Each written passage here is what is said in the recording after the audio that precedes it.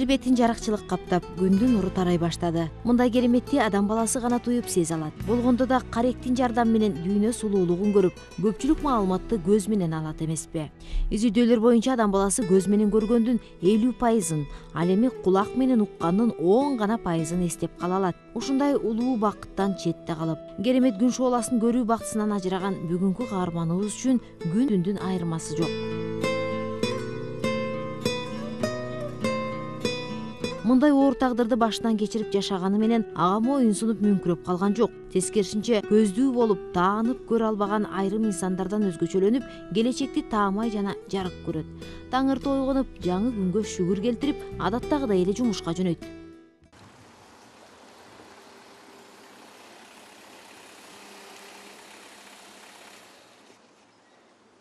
Калык агайдын алдыда жасалчу иштери абдан көп. Ал ар бир убактысын үнөмдүү пайдаланышы керек. Мындай мээнеткечтиги анын бала күнүнөн эле башталган экен. Умтулуусу абдан күч болгондуктан ар дайым биринчилерден болууну принцип кылып алган. Кандай Нурзада?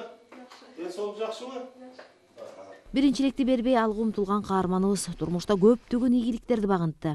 Мен окуткан агайларым, эжелерим дагы жакшы билишет. Такай лекция болобу, семинардык сабактар болобу, ошо алдыңкы партада отуруп, анан экзаменге киргенде эмнегедир биринчилерден болуп кетер элем, жооп берер элем да.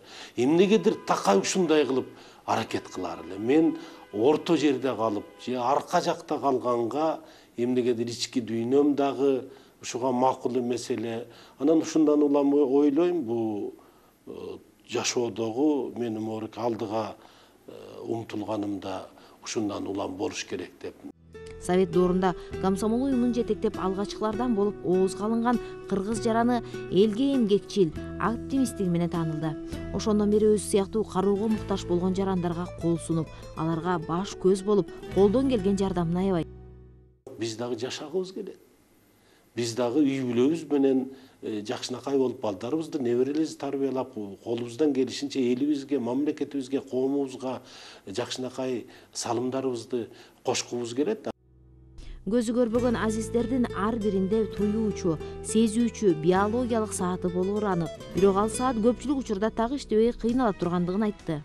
Мен бул илимий китептерде көп окуйм да, ушул адамдын биологиялык сааты сутканын ар бир убактысын адамдын сезимине чагылыш кылып берип турат экен. Бул көзү азиз такыр көрбөй калган адамдардын түнкү уйкусу начар болот да. Эмнегедир ушундай начар. Мен ушул боюнча дагы маалыматтарды карап, илимий эмгектерди окуп келдим. Көрсө, жанагы адамдын көзү көрбөй калганда көп нерсе адам көздүн кареги, көздүн алмасы аркылуу кабыл алат экен да, тышкы жарыкчылыктан келген маалыматтарды, кабарлардын бардыгын. Ал эми адамдын көзү көрбөй калганда ошол кабар алынбай калып, жанагы биологиялык сааттын жүрүш тартиби бузулуп, анан көзү көрбөгөн адамдын түнкү уйкусунун бузулушу ушундан экен да. Уйкудан калса да ар бир күнүн аткарыла турган иштери алдын ала пландалган. Бир дагы мүнөттү текке кетирбей туура пайдаланып калышы керек. Так, Владимир Сергеевич, как по республиканскому чемпионату по шашкам? Ал жарыктыктын жыргалын жан дүйнөсү менен гана сезип, дүйнөнү жеткинчек баланын көзү менен көрөт. 41 жыл мурун көргөн элеси азыркыга чейин элестеп, керек болсо жакын туугандарын дагы ошол боюнча элестетет экен. Нургүл деген карындашым бар, 50-ге чыгыпты, бул 8-октябрда. Анан эми 50-деги киши башкача болот да, балдары бар, уже үйлөндү уулу. Анан мен айтып атман, Нургүл, мен сени баягы эле 7 жашыңдагыдай эмнегедир ушундай кылып эле жаштай көрөм деп бетинен өп атпаймбы? Сыноодо көтөрө алган инсандарга берилеби, же жөн гана кокустан келген дал келүүбү? Айтоор бүгүнкү каарманыбыз жарыкчылыкты гана көрүүдөн ажырабастан мындан 1 жыл мурун коңшулаш мамлекетке барып, эң оор операцияны башынан кечирди. Таңга жуук ушу наркоздон чыгып аткан кезде ойлонуп атам да, мен операция мага кылыштыбы же кыла элекпи?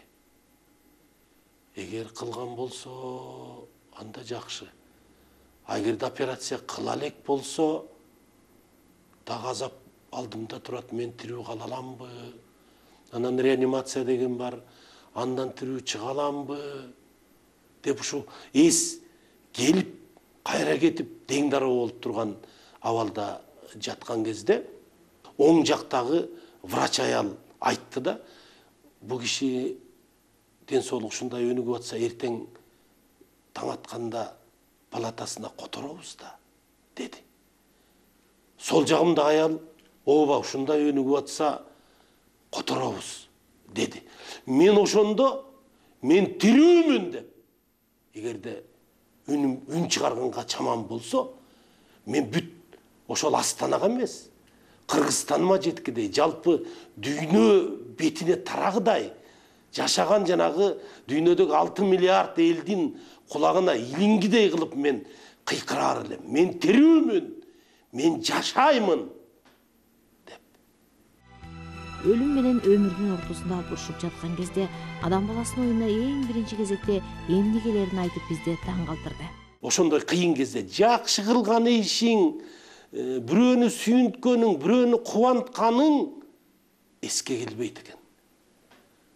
Жанагы теспени бирден санап манжадан жүгүрткөндөй болуп, кайсы ишти бүтүрбөй калдың, кайсы ишти жакшы жасаган жоксуң, кимди капа кылдың, кимге оорураак сөз айттың, ушулар гана теспенин жанагы ташындай болуп, бирден акылыңдан өтүп турат экен.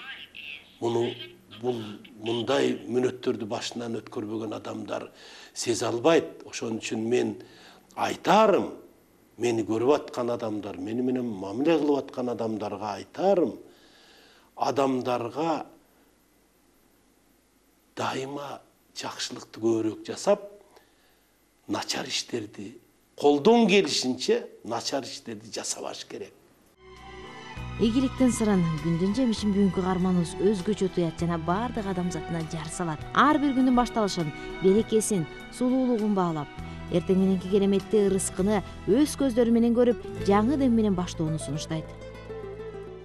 Көзү көргөн адамдарга менин өтүнүчүм, ушу Кудай берген бакыт көрүү, дүйнөнү көрүү, жаралышты көрүү, таңдын атып атканын, күндүн чыгып атканын, көздүн кумарын кандыргыдай, адамдын көзү толгудай кылып, ушуну карап алышыңар керек да.